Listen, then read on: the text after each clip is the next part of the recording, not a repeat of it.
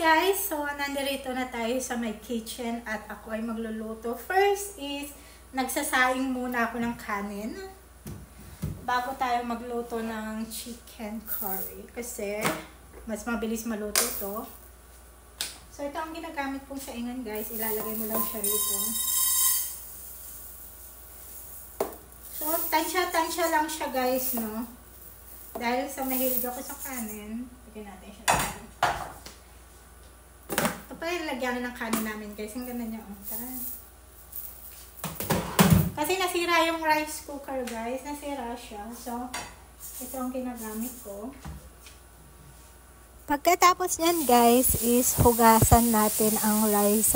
Pag naghuhugas ako ng rice guys, isang beses ko lang siyang hugasan. Malinis naman yung rice dito sa lugar nila.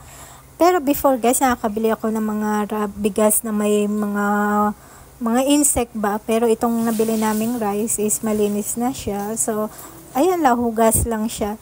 Tapos pala guys, pag naglalagay ako ng water sa may rice, hindi ko na siya, ano ba tawag doon? Tinatansya para hindi masyadong malambot. Kasi guys, gusto ko sa kanin is sobrang lambot talaga niya.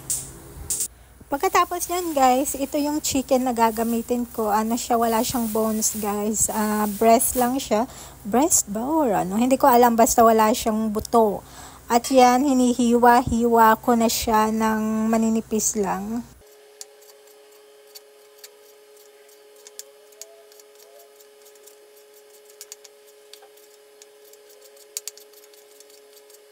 Pagkatapos dyan guys, is ilagay na natin dito sa may bowl. Doon ko siya nilalagay yung mga chicken. At kumukuha lang ako ng mga chicken kasi tinatansya ko lang yung mga lulutuin ko ngayon.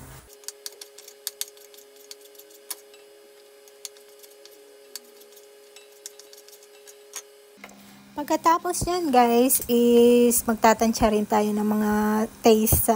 So first is naglagay ako ng salt, curry powder tong pangalawa at spicy chili yung pangatlong nilagay ko kasi gusto ko talaga spicy. Tapos halu-haluin mo lang ng ganyan kasi ayan ang gagamitin ko para gumawa ng chicken curry. Pagkatapos yan guys is maghahiwa ako ng 3 potato. Bali yung potato guys, hindi ko na siya binabalatan. Gusto ko talaga yung potato na may skin. Hinugasan ko lang siya. Pagkatapos nyan is, ayan na, magkahati rin tayo ng carrots. Pero binabalatan ko yung carrots guys, no.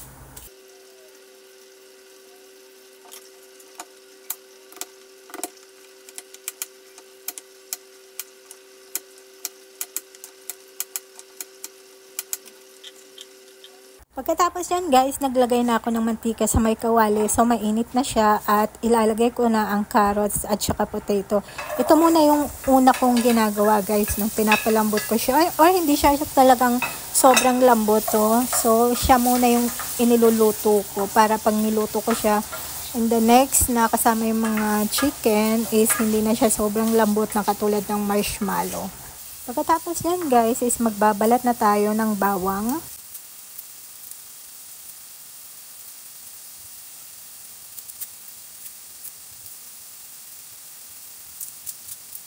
Pagkatapos ng bawang guys is magbabalat naman tayo ng ginger kasi talaga sa tuwing nagluluto ko laging may ginger.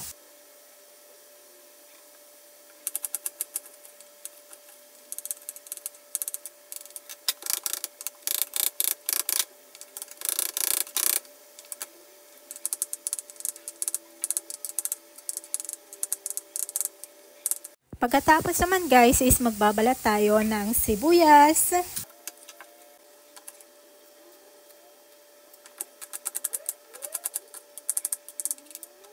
Ayan guys, tapos binalikan ko na yung mga piniprito kong potato at saka carrots and I think luto na siya. So isasali na natin siya sa plato.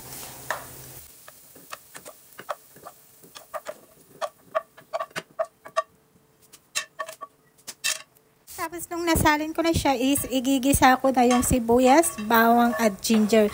So iginigisa ko na siya lahat, no? Pinagsasabay ko na siya para sabay din siyang ma-toasted.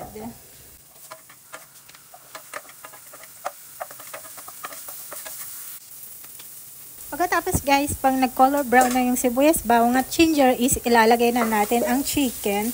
Tapos halu-haluin mo lang siya.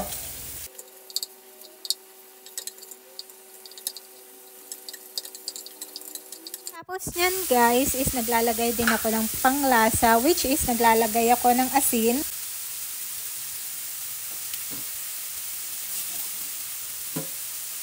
Pagkatapos guys is naglalagay rin ako ng chili flakes kasi sa mga food ko gusto ko talaga ng little bit spicy, pero minsan sobrang spicy niya at ayaw ng asawa ko yun na sobrang spicy, at curry powder.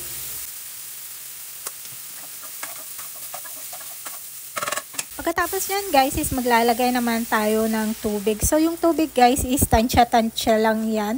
So I think naglagay ako ng 1.5 bowl na tubig ang inilagay ko. Kasi gusto ng asawa ko yung makari talaga. At saka masabaw yung food.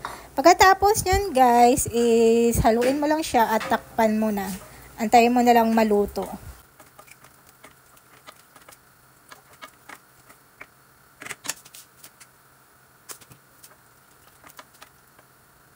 Nakalimutan ko pala guys, yung pinirito pala na potato tsaka carrots is pinagsama ko na rin siya lahat.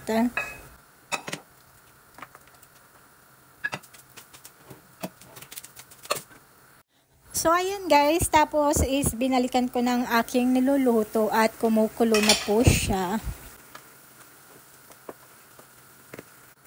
Pagkatapos nyan guys is maglalagay ako ng Nestle cream. So nilagay ko na po siya lahat kasi hindi rin magagamit pag kalahati lang ang nilagay ko. So ayan. So dapat ka talaga guys sa chicken curry is coconut milk ang ilalagay mo. Pero dahil sa wala kaming coconut milk is Nestle cream na lang ang aking nilagay.